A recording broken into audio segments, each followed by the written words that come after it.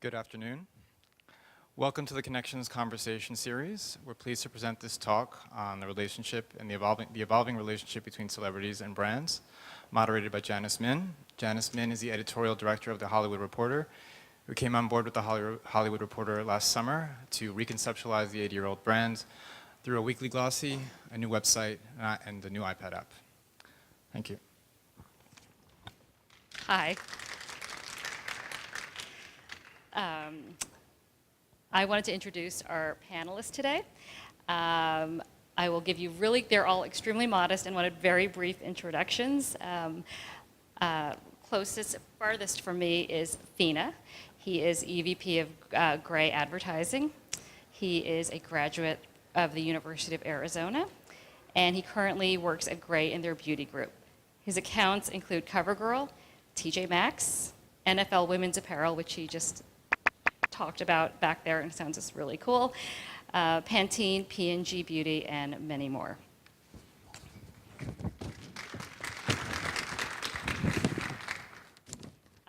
The lady in the middle is Jessica Thomas. She is the co-department head of commercials and endorsements at William Morris Endeavor. She joined what was then Endeavor in 2002 to create the agency's commercial talent department. There, they pursue endorsement and commercial opportunities for their talent clients.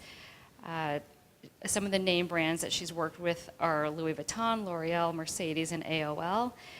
She also works in WME's marketing department, in which she plays an instrumental role in servicing their corporate clients, such as American Express, Revlon, and Hanes.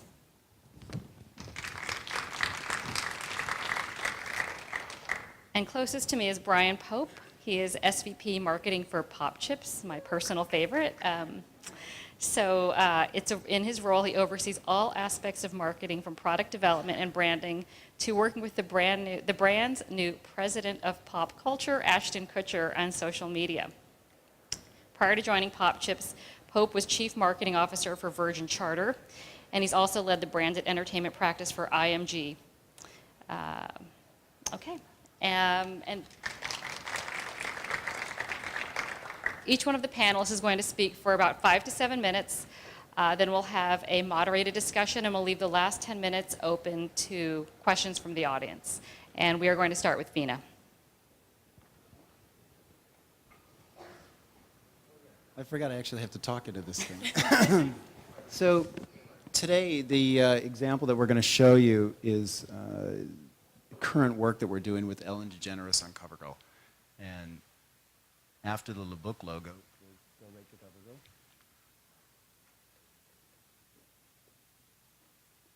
This wasn't working before, but hopefully it'll work now.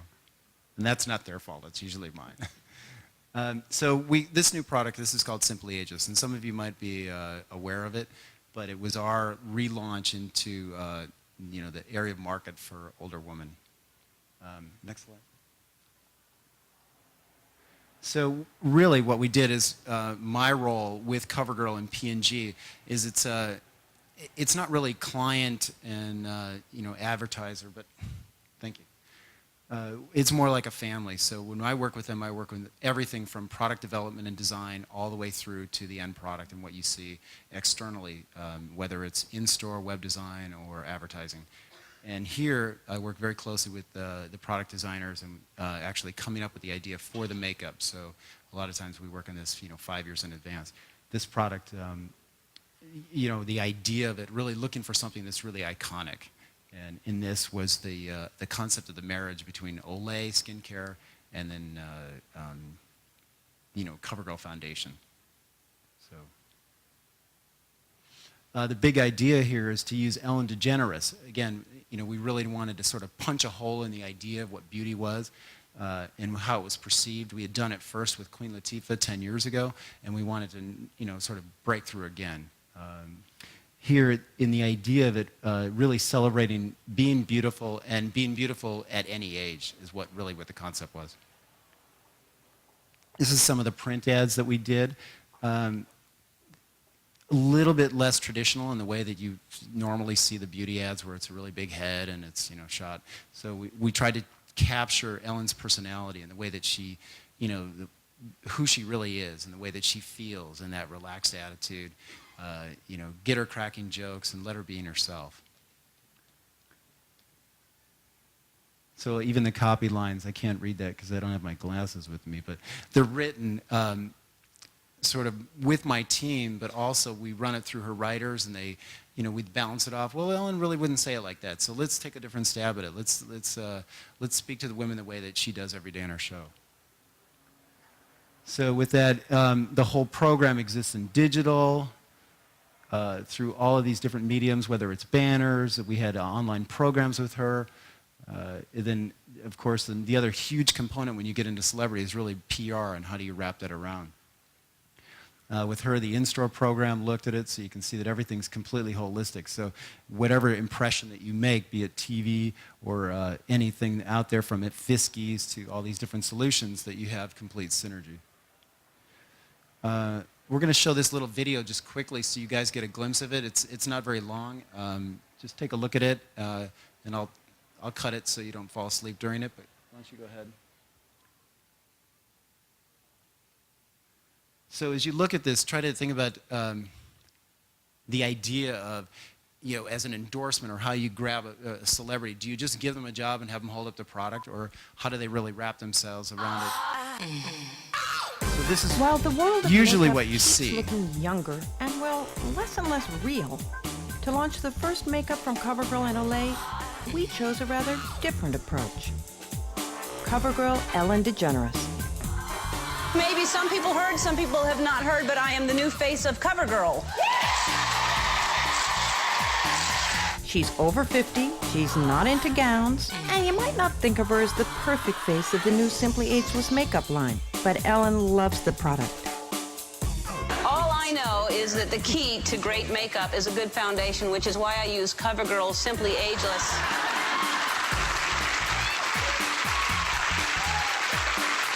It looks amazing.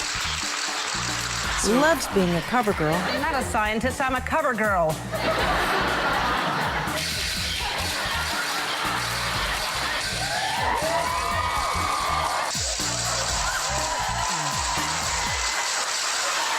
And women simply love her. First, we launched on TV. Inner beauty is important, but not nearly as important as outer beauty. That's why I use CoverGirl's new Simply Ageless makeup with Olay Regenerist Serum. A department store brand can glob up in lines and wrinkles and actually make you look older. Simply Ageless stays suspended over lines and makes you look amazing. So I say new Simply Ageless from Olay and easy breezy beautiful CoverGirl. Which camera? Because there's two. Then launched our Inner beauty is outtakes on important, YouTube. but not nearly as important as outer beauty. That's why I use makeup with oil regenerative.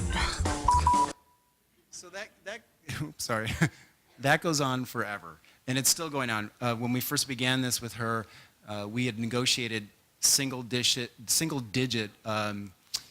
impressions with her show.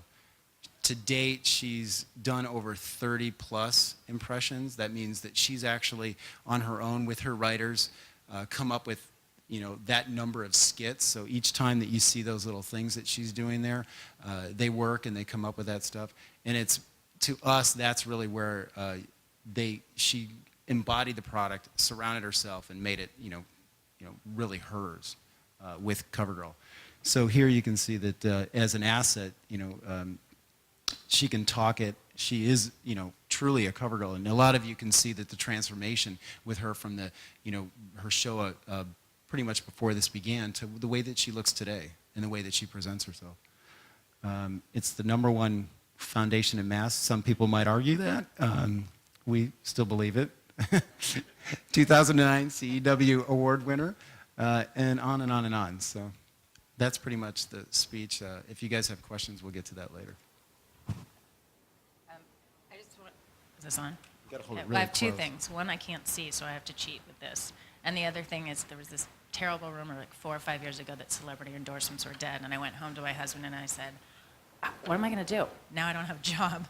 So I'm really thrilled to be here because everyone's literally said, you will not, you know, celebrities will not be here and models are going to be the next the next phase. And so I'm pleased to see things like Ellen, and I just wanted to talk about Lady Gaga for a second. Do you have the thing or do I? So Polaroid was in bankruptcy 2 times, and they finally decided there was going to be a resurgence, got some money, and said, how do we create this brand? How do we bring it back, make it relevant? And they said, we really want to work with Lady Gaga.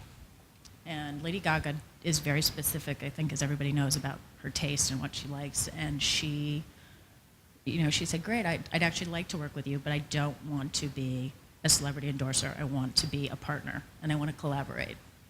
And to Polaroid's credit,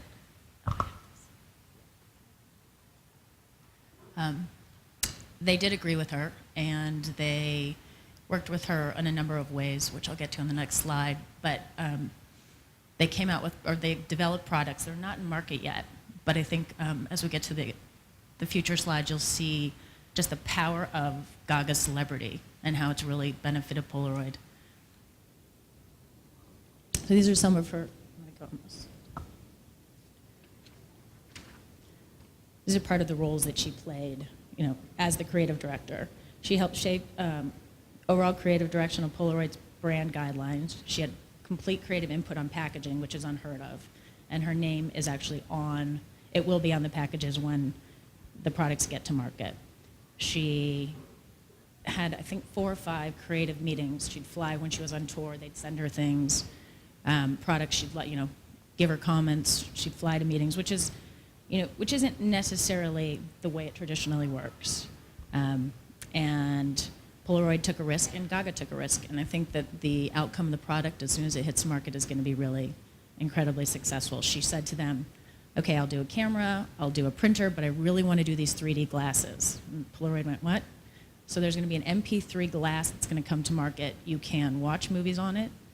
You can take video, and it all is Bluetooth activated. So it's pretty impressive. And it was her vision, and they let her have it. And FINA said something about the non-traditional role. I think part of what's going on, and part of where, as a talent agent, I look at it and say, how do you value the metrics of social media, and how do you make sure that your client isn't overexposed, and also that the brand is getting what they need? And I think, again, as I said, there's no product in the marketplace. There's been no advertising, just simply social media. And there's been over 1 billion media impressions to date.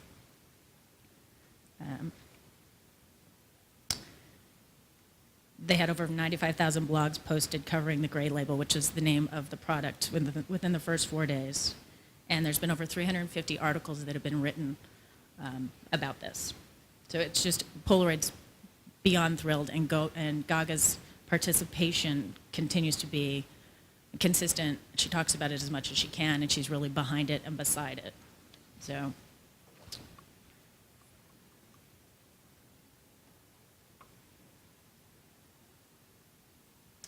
Gray label, which is, like I said, the name of the product that's coming out, became the 6th most popular topic on Twitter worldwide. Polaroid's been mentioned over once a second on Twitter, 4 times more than Obama. So, I mean, it's a strange comp, but in terms of success and having a media platform, Polaroid, which was a dormant brand, has really, gone into 1st or 2nd place. Their Twittering grew 10% in 1 day, which is unheard of.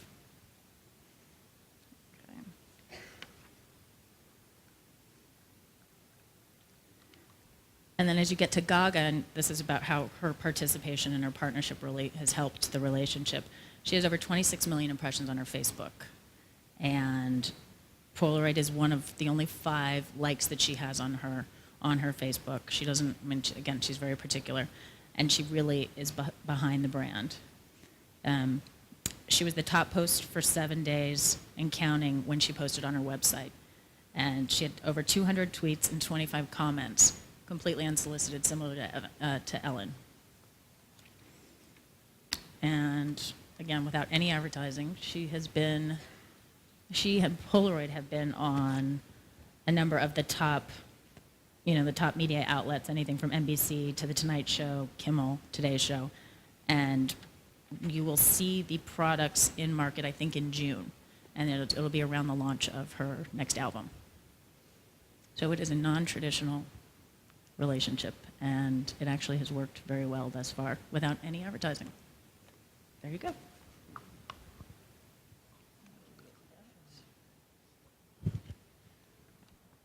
Hi, I'm Brian with POPCHIPS. Let's see, give me a second to figure out the technology here. There we go. So we're a new line of popped potato chips, and hopefully some of you are familiar. If not, we've got some over in the back. You can come check them out after the session here. This will work up an appetite for anybody. But our mission is to put the fun back into snacking, and we're trying to create a new brand in a new category to kind of fill the gap between fried potato chips, which everybody loves, everybody thinks tastes great, but you look at the back of the bag and you can tell pretty quickly they're not that great for you, and baked potato chips, which most people don't think taste very good, but they're a little better for you. So POPCHIPS came along and tried to say, hey, you can have the best of both worlds and have a great tasting chip that's also a little better for you. And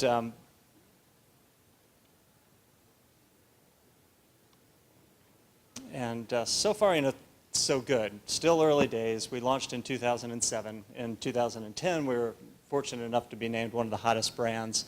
So we have a lot to do, but we're pretty happy with the progress so far. And the core to our marketing is really about building the brand one snacker at a time, finding people that organically love POPCHIPS, empowering them to spread the word and tell other people about POPCHIPS, and create these army of evangelists. And so we do that just by trying to put the product into people's hands in events and places like this, but we also try to do it through social media and find ways that we can connect with people one-on-one in a very organic, real way. And that's normal snackers, but it's also we've been fortunate enough to build those same types of relationships with celebrities and people that have just discovered the brand themselves. And we've tried to create and build those organic relationships.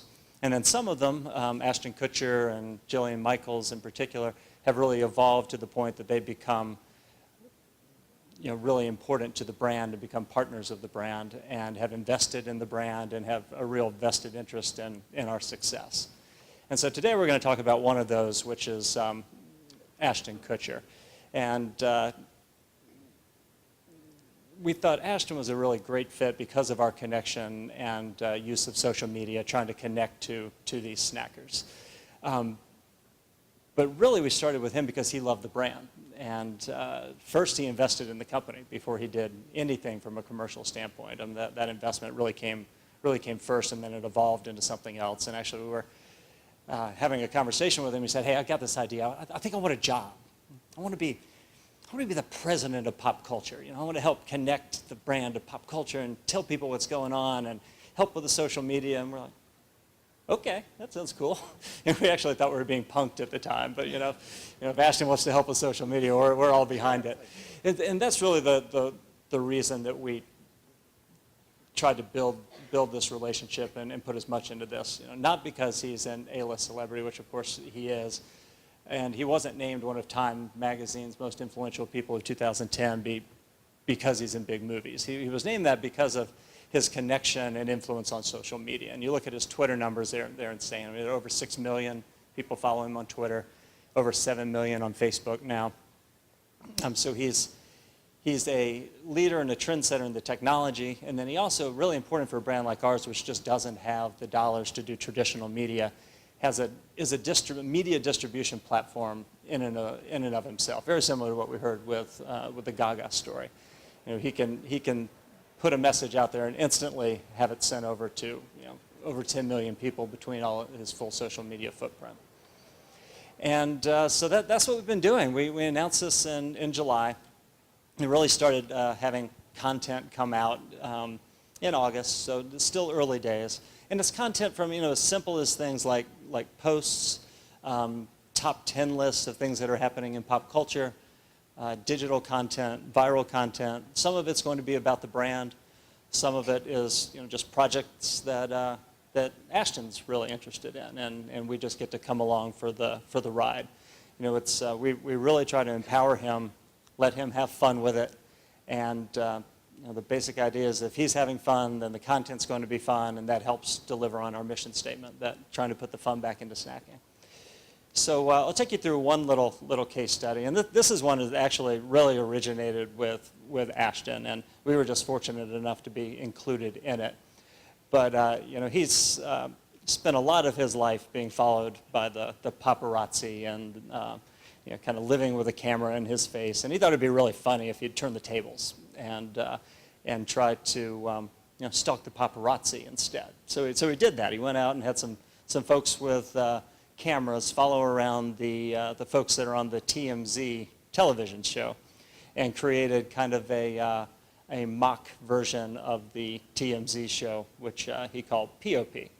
And that ended up being a fairly successful viral video. We had about 500,000 views on it.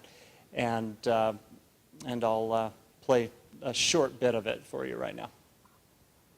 Today on POP. All right, what do you guys got for me? Okay, so we got Harvey, just turned 80 years old. Wow, he's getting around great for an 80-year-old. Harvey, man, what's going on, dude? Oh, you don't have to do that. Who wouldn't like to have a camera in their face walking out of work every day? Who's David? Guys, I thought you weren't allowed in the building. Turns out Harvey was talking to David Allen Greer. Hey, Harvey, it's me, David Allen Greer. Hey, David, how are you? I'm good, just thinking about you, babe. Listen, we consider ourselves a news source, guys. I only want authentic information. So if you want to see the rest of this, you can go on YouTube. Just put in TMZ. It's still one of the, I think, the top video in the search. So these are the types of programs that we have going. You know, what we think makes it pop from our standpoint is making sure that there's truly an organic connection to the brand. I mean, from our standpoint, first and foremost, anybody we get involved with has to be a fan of the brand. If they're doing this because of money and they're not really into it, it's just not going to work. And we think it's really important that the interests of the celebrity and the brand are aligned. In this case, Ashton's an investor in the business. He wants the business to be successful, and if he can help, then that helps everybody. And we really think of it as a partnership, not an endorsement. So you really won't see Ashton in our ads, and we won't have TV dollars anyway. It'll be much more organic than that. It'll show up in social media. It will be in digital content, but it will never be kind of in the typical endorsement. And we think that that's a more organic way to do it, and one that consumers will respond to more than kind of the traditional old school endorsement deals. And for us, it hits on multiple levels. Yes, he's famous, and that's great. But two, he's got this amazing skill and knowledge in social media that helps us from a business standpoint, not just a celebrity standpoint. And he has this distribution system where when we create cool content like this, he can help push it out. And then because he's so ingrained in social media, he also has relationships with YouTube stars and other folks. So he's helped us bring in a whole nother layer of people that kind of work under his president of pop culture umbrella. You know, folks like iJustine and Dave Days, folks that have millions of subscribers on their own on YouTube, and you may have seen some of them in that piece of video content there with TMZ. And then you know, we just want to let it evolve naturally. This isn't terribly planned out. We look for projects that Ashton's interested in creating, and we just love to jump on. And then we have some that are more planned and more brand focused. So you'll see a range of those. And then if all else fails, you just try to get the celebrities to take their shirts off. And that so this is one we took behind the scenes just a couple of days ago. And this is Ashton with Guillermo from the Jimmy Kimmel Live show. You may probably haven't seen him without his shirt off. It's not quite as exciting as Ashton. But on February 15th, if you watch Jimmy Kimmel Live, you'll see our next viral project. And we have Ashton and Guillermo roaming the streets of Los Angeles looking for a vice president of pop culture. That will be a Facebook program that we'll be running. So keep an eye out for that. Thanks. Okay, so we're going to, I'll ask a few questions, and then towards the end, we'll turn it over to all of you in the audience. So one of the things I wanted to ask was, given the ephemeral nature of celebrity, how how do you and your clients have discussions? I guess this is more for FINA and Jessica. How do you and your clients have discussions about who is right? And I always remember this one instance of Britney Spears in the thick of her personal problems got a fragrance out that ended up doing extremely well. And it was and I remember talking to friends and we were joking like, I don't think anyone wants to smell like Britney Spears, but it ended up being a huge success. So what is the thought process, and and are your clients worried about the ups and downs of celebrity, so what do they look for? I bought that because I wanted to smell like Britney Spears. No, I think the conversation always stems around first, what is the brand, and then what are you trying to do with that brand? And as you look for it, you look for the natural fit. The examples that you guys heard are examples where you can sort of make this marriage of the two and make it unique enough. You want to make sure that as you do it, that there's a certain amount of risk for breakthrough, but the biggest risk is how you can make your gains. And as you look at it, it has to really fit naturally. So, you sit in a room and you throw names. We call each other up and we say, what about so-and-so? Does this, what's her plan for the future? What's his plan for the future? And then you look at it and say, okay, if the growth can happen together, then you can do it. And you also get those calls going, oh God, my client's in jail, and what's the provision on this? And you're like, how can we twist that? How is that going to work for us? Britney's fragrance is number 2 still in the marketplace. So it is interesting. There's sustainable celebrity, and I'll send Mark lists and say, what do you think about these 3 people, and they've got these 6 things coming up. And from a celebrity point of view, they want to align themselves with the brands that match where they think they are in the marketplace. So every single person says to me, now I want to be a CoverGirl. And the other set of people say, I would like to be an American Express brand ambassador. It's not an easy thing to say to someone, well, unfortunately, you're not the right fit either. And CoverGirl has picked, I think, some of the most incredible, well-rounded women. And it's an interesting example because it allows you to pick, I'm not sure Ellen DeGeneres would have been a pick for a lot of the other companies. No, she wouldn't have been. I think right, we were talking back there. I said my sense about CoverGirl is that it's their messaging is diametrically opposite to that of, say, a Revlon, which picks the most beautiful, somewhat inaccessible celebrities in the world. And to me, it was amazing when Ellen got the CoverGirl contract. It's a gay woman in her 50s, and you're selling probably the most mass beauty line in America. And that it worked is, that's a big, I don't know if you can shed some light on what the discussions were with CoverGirl at that time, and if they even considered that a risk at all or not. Well, in any case, hundreds of people come in and say, can we make this work? FINA, please. She needs a job. Can you promise this? Right. And there is no promise. I mean, you don't really know if it's going to work, but as we do it, we try to we have a very good understanding for really what motivates women. And that motivation in America is different than any other of our, in any other country. So if we're going global, certain women don't necessarily work like they would in London or France, for instance. But as you think about the American audience and how we can reach them, Americans are much more open to people that are flawed or people that, that are, haven't had a chance or they've fallen and then they want them to come back. So we're always voting for those people. And that tends to help you. And if you think about that from a success model, it can it can add a little bit to them if they're more, accessible. Right. Like Drew is a good example of that for us. Right. Queen Latifah came from Newark, the streets of Newark, and look where she is today. Right.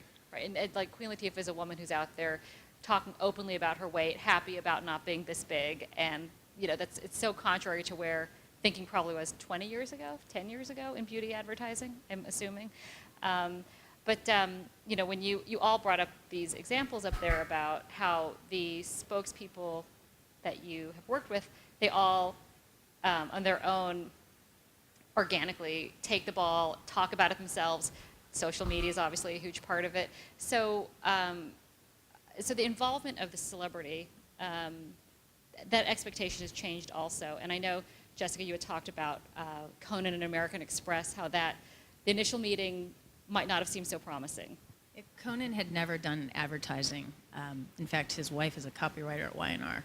And he had turned down millions and millions of offers and dollars. And American Express said, we'd really like to have you be a brand ambassador. And Conan said, it's the only brand that I think that I would do. Let's take a meeting. And these poor creatives came in, pitched in this idea, and they were so excited to be in the room with Conan. And Conan said, "It's not funny." He's like, "Thanks, but I'm not interested." They said, "Is there anything we can do?" And he said, "Can I help you?" And it's rare that a celebrity and an agency and a brand all collaborate together at one time. And I think it's a lot of trust from the ad agency perspective, and then the brand. And Conan also, in this instance, Conan and his writers got together and worked for a good, 3 weeks, day in and day out with the ad agency to come up with a concept that Conan really felt proud about. And American Express got involved with his comedy tour. He tweeted once and it was sold out in 12 minutes. And no one even knew what the comedy tour was. Conan and his executive producer said, "We just said we were going to go do it. We didn't know what the topic was. We knew we wanted music, but that was it." And he had such loyal fans, and based on the Twitter outreach, he was able to, really gather this following quickly. And so I think it's a really good example of two brands that are right for each other, actually working in a really positive way. Right. It was Jessica mentioned back there. She said in the meeting when Conan said originally we're going to shoot those American Express commercials on a lot. In Los Angeles. And because he was about to do it, he was starting his show. He had like 13 days, and I said to the agency, he can't travel anywhere. And all of a sudden, Conan comes up with an idea that he wants to be in India. And I said, "Conan, you can't be in India when you kind of be here for your show." And he said, "I'll go." And he went. He flew for 28 hours. Shot for 3 days and flew 28 hours back and did his show a week later. Mm-hmm. And picked up the language also, or so. Yeah, he learned how to loom on some 15th century Urdu, and was in the water with these with the women, really in the culture. And if you listen to him speak about the experience, he said that he's never had a better time. And it was a time in his life where, it was not his best year, but it was one of his best experiences, I think, in a large number of years. That's what's really interesting. You listen to that. Here are 3 examples from Ashton to Conan and Ellen, but they're all having a good time doing it. So their involvement, it's business, but it's pleasure for them. It's a way of escaping, other things and being involved. And they actually have a lot of fun. The Ellen shoots are hysterical. The outtake reel is a perfect example of that, where she just goes on ad-libbing and writing things as she goes. One of the things that seems to have changed also, there used to always be stories about, how embarrassing it was for celebrities to do ads, and they would go overseas and make all this money. And here are 3 major A-list stars who are proudly doing this, deeply involved. And so if we could talk about the collaborative process on the creative side, a lot of the names you guys were telling me back there on the creative side that have gotten involved, they're pretty impressive. So how has that changed? We don't have any of the big names behind the camera. I'll let those go over to these guys. But I do think it's interesting to just see how involved Ashton is, not just with the creative process, but with the strategic process. We're working with him on a week-to-week basis. I don't think there has been a week when he hasn't plugged into some aspect of what we're doing. He's writing many of these scripts himself. In many cases, he's bringing in the folks that are behind the camera that he's worked with before, and recruiting some of the folks that are in the video with us. So it's very collaborative. In some cases, the brand will take the lead on the program. In many cases, he'll take the lead on the program, and we'll just go along with him. But it's never, here's your script, you're required to do this thing, now, perform it and go. It's, it's very integrated, and it's from the very conceptual stages. And I think a lot of the lines have, it used to be incredibly taboo to do any endorsements at all. Male celebrities still tend to not want to do domestic endorsements. I think you'll see that change in the next couple of years.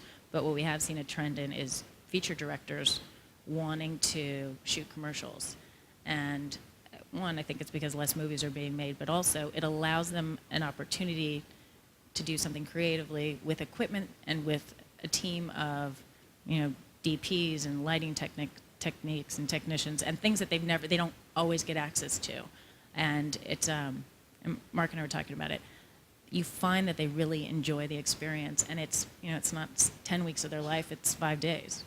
Yeah, so they come in and it's funny because they begin to call you, oh, we're interested in doing a project, and here are the leading image makers that are out there wanting to do, a piece of advertisement. So as an advertiser, you look at it, do I tell them how to do it, or do I find out, really what is their vision and how do I bring it together with, where I want to go? And that's where it really gets interesting, because now you have access, because of this, the celebrity, the brands, and the dollars that you have there, you have access to really making something look, really incredible. And you didn't have that before. You had to sort of try to do it, or you mimicked it, or you copied a lot of times sort of what was going on in that culture, what those techniques were. And in the advertising piece, when you're in a 30-second or 60-second format, or even 15s, a lot of money, and it's easier to do the high-end stuff, the retouching and all that other stuff, or any of the digital effects, than it is for a 90-minute movie. It becomes sort of cost prohibitive. What is the most innovative ad campaign you've seen right now that you wish you had been a part of? I think I have to watch more TV. I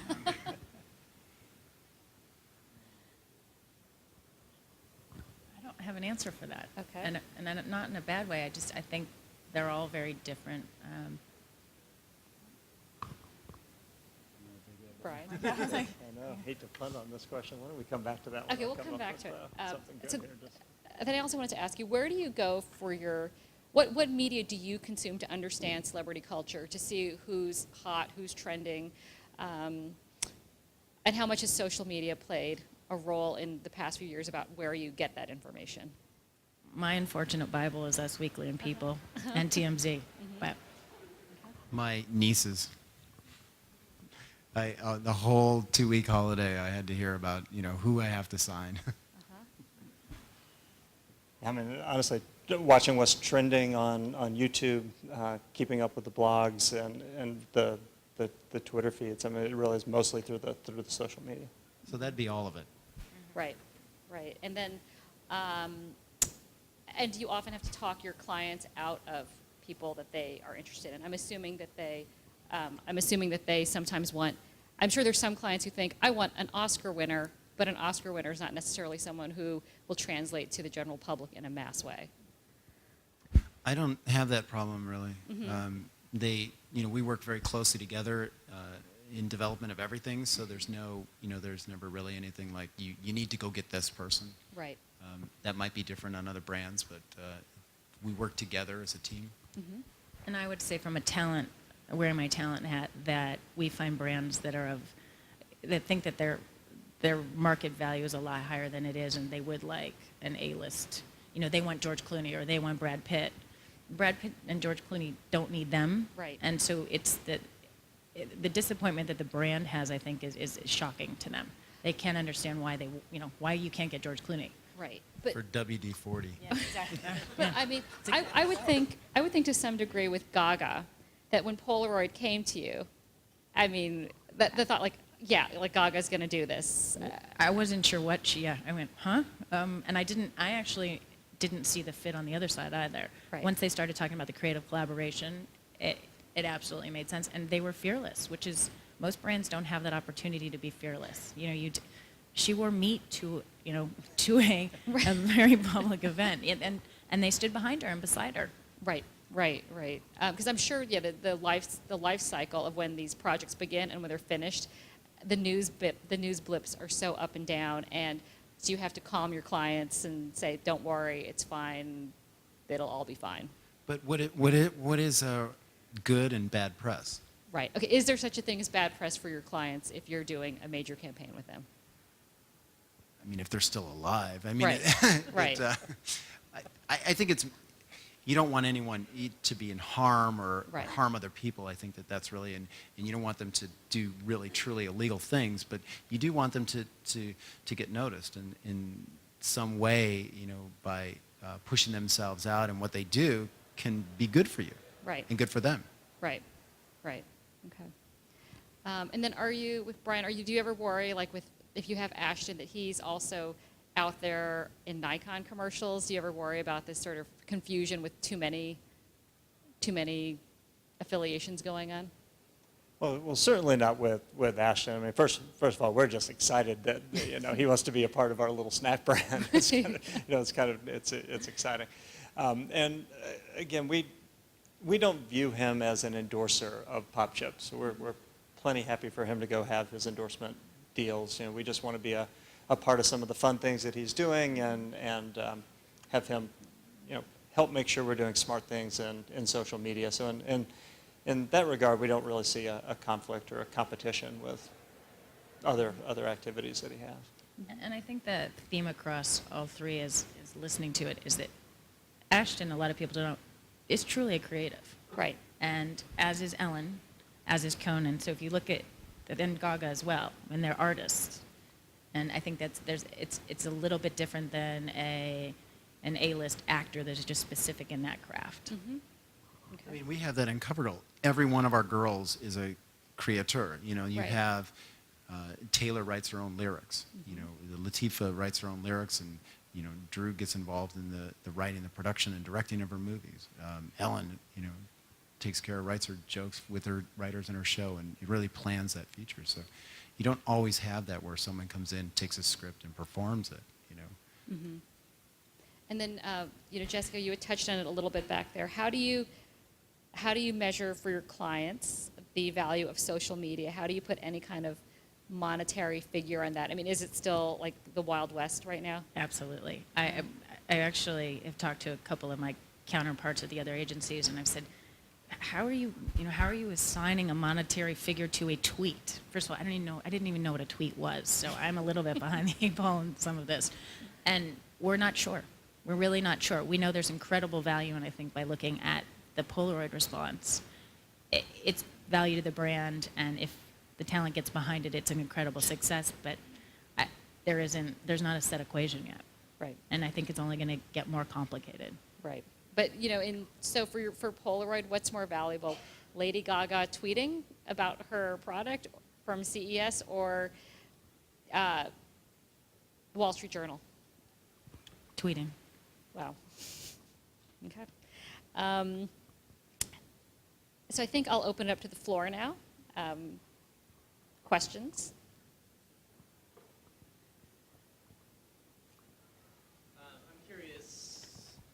I'm curious to learn more about the Lady Gaga goggles. They look exceptional, and I'm wondering about their functionality. I'm sorry, the second part I missed. I'm interested in their functionality, what they do. I'm going to have to call him. Will, you might have to help me with this, because I, again, not technically savvy. They are, why don't you answer it?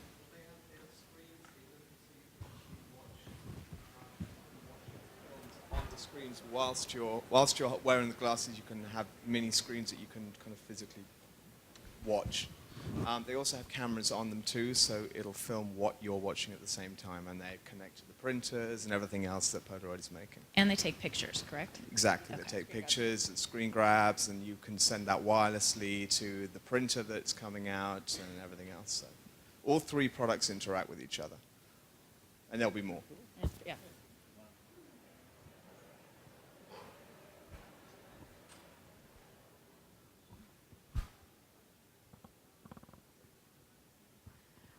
I was interested to know, sort of through the three of you, how you plan or how you think of a campaign in terms of social media versus traditional advertising, and where do your efforts go most?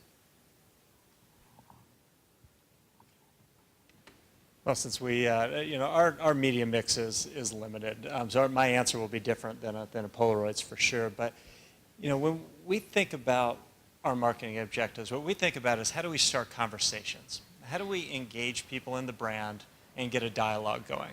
So when we looked at the efforts that we're doing with Ashton, so, how many people, not did we talk at, but how many people did we talk with? And how many organic conversations did we start? And how do we start using that as the first step of building a relationship?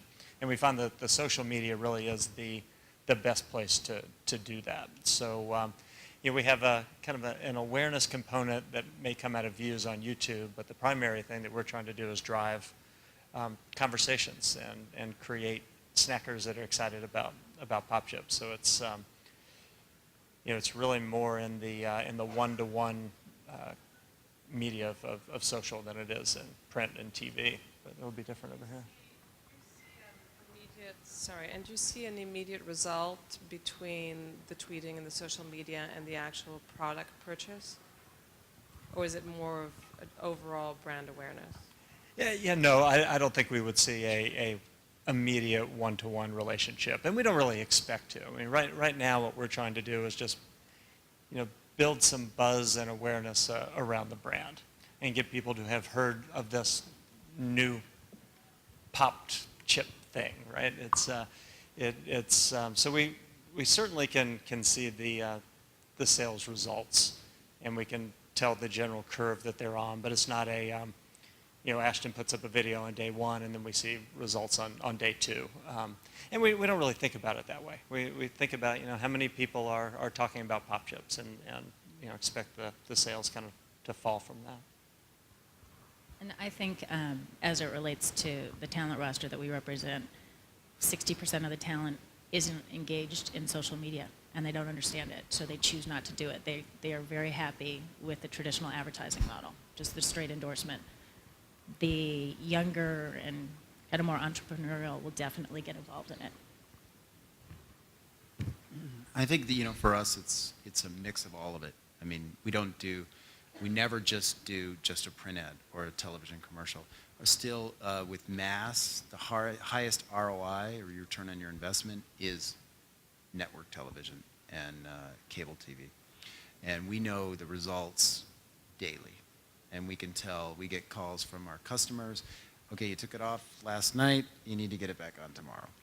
Or particularly if they have a promotion, they're trying to move things. So depending on what the product is, it may be a little bit heavier in digital or something like that, but usually you've got a heavier push in specifically in cosmetics, where it's national television and then print.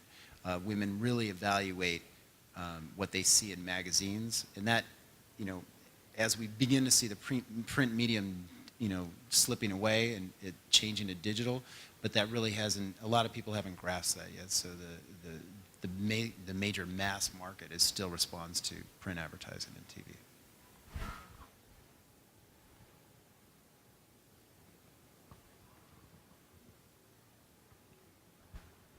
Hi, I have a two-part question.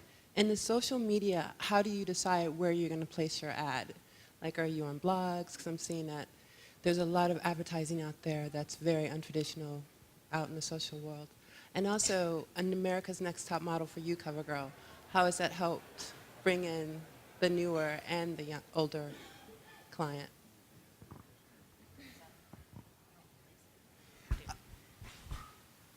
I mean, we really, as far as the placement goes, you have to sort of measure, do you really need to be in Facebook, or is it tailor tweeting? What, how do you do that? She does it naturally on her own, so if you can keep her engaged in what you're doing, then she'll get that out there.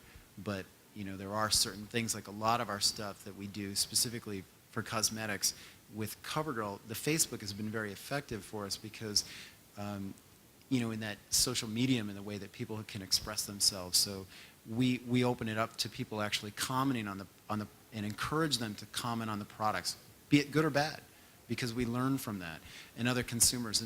And through that natural flow, they begin to train each other. And then the videos that we place, there's much more, particularly in our website, what we do with a lot of the how-to videos. We want women to feel comfortable, because most 97% don't feel comfortable actually using makeup, or they feel like they're not doing it correctly. So that's a huge hurdle for us. So we invest ourselves a lot in trying to aid them in that way. And what was the second part of? Oh, America's Next Top Model. Huge. What can I say? Tyra's a genius. Yeah, I mean, that endorsement is still continues. I mean, the show, we thought it was really going to go off the air, and it's still going strong. I mean, it still gets the numbers, and it's just, unbelievable how involved people get. I mean, they always want to know, like, who's going to win. I do too, but I usually find out ahead of time.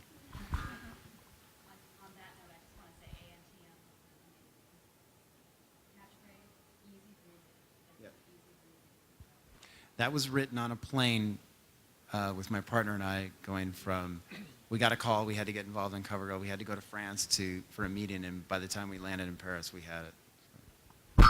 Oops. Bonk.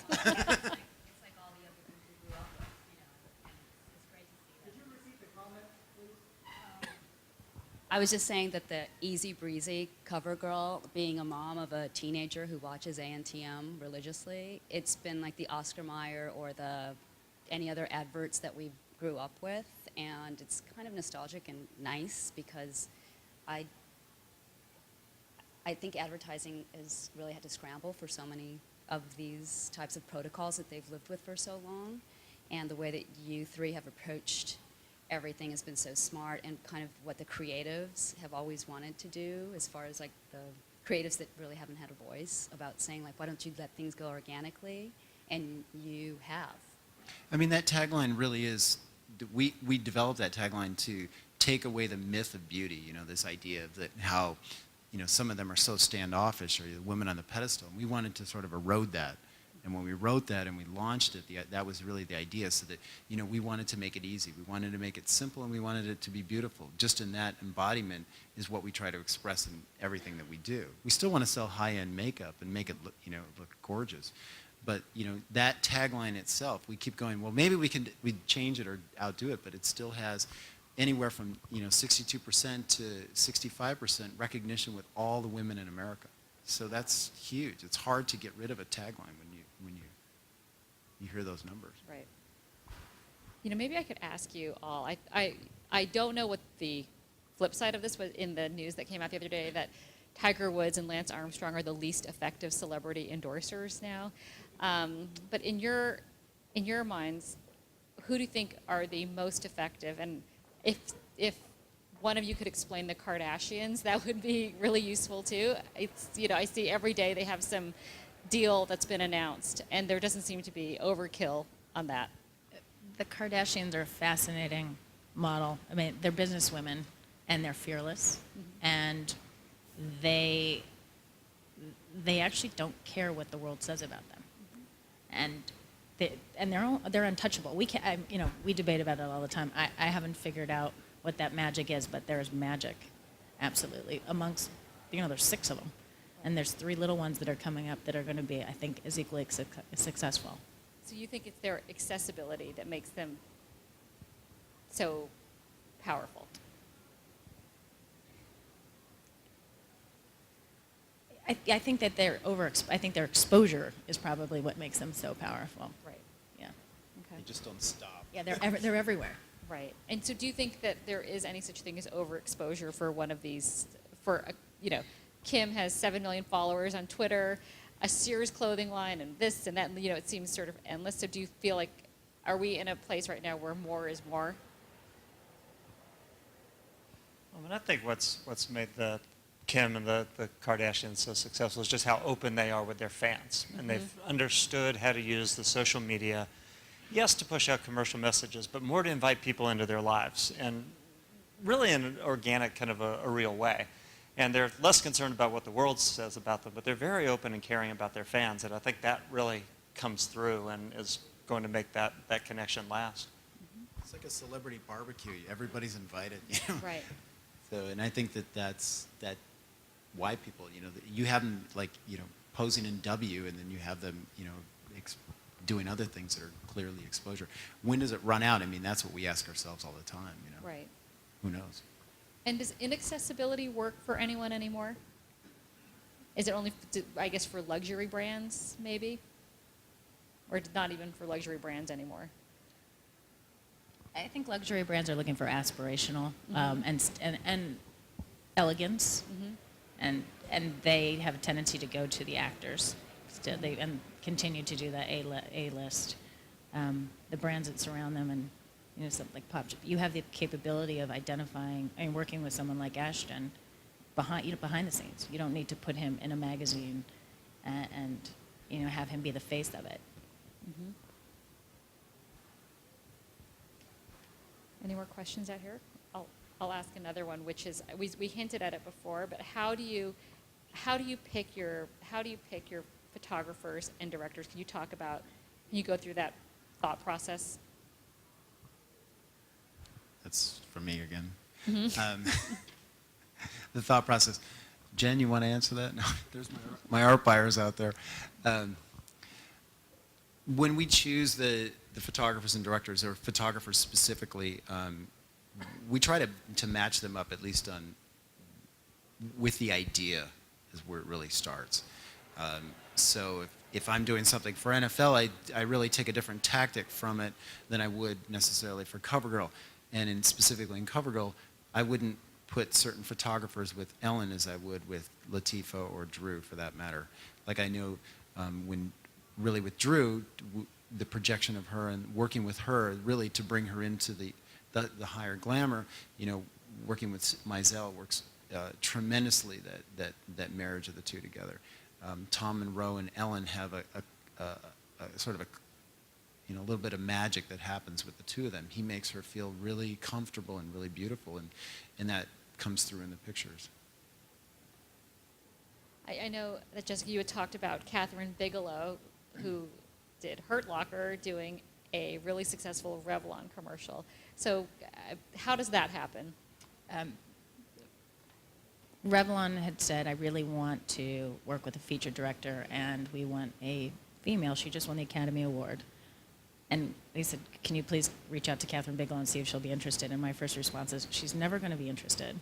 And shockingly enough, she's like, I'd love to. And she worked with Jessica Biel, and the product had just come out, and I think within the first 3 days, sales had been about 14-15%, which is huge for that product. And she had a great time, and she really enjoyed it. And again, it was working with Jessica Biel, Catherine Bigelow, in an environment that Catherine wouldn't necessarily have done if she were shooting a feature. I think you're going to see a lot more of that too. Right. So if you're a client or if you're POPCHIPS and you have $3 million to spend. Oh my God. Sorry, I'm going to have to get up off the floor. Buy your own chips. Right. If you only have $3 million to spend today, where would you put it? Would you put it one Super Bowl ad, all social media, or straight up television advertising, if you could only pick one venue? Start? No. No, that's me if I'm POPCHIPS. Oh yeah, that $3 million is kind of almost like a dream come true. I think we would continue to really try to put it into the social media and to find really great content that can help start conversations. And again, give people more things to talk about with POPCHIPS. And one of the challenges with social media is that it is a conversation. So one, you have to be prepared to talk back to people in a one-on-one basis. You start acquiring these fan bases, and you can't just post and then go about your daily job. You have to engage with people, but you also have to give them other things to talk about. And you can talk about how new the chips are for a little while, but you need to keep fueling those conversations. So I think the interesting challenge for marketing through the social media is how do you engage in the conversation and have new things to add to the conversation in a way that benefits your fans and isn't just self-serving for the brand. So we would invest it in coming up with bigger and better and cooler conversations. I'd put it towards our partnership with Make-A-Wish. Very nice. And what would you advise? What would you advise your clients? I think for the mass brands, I would still say television. Okay. I think it has the biggest impact still. Okay. Any more questions from the audience? Anything? Okay. How are we doing on time? Are we okay? Okay. Great. Thank you, Gail.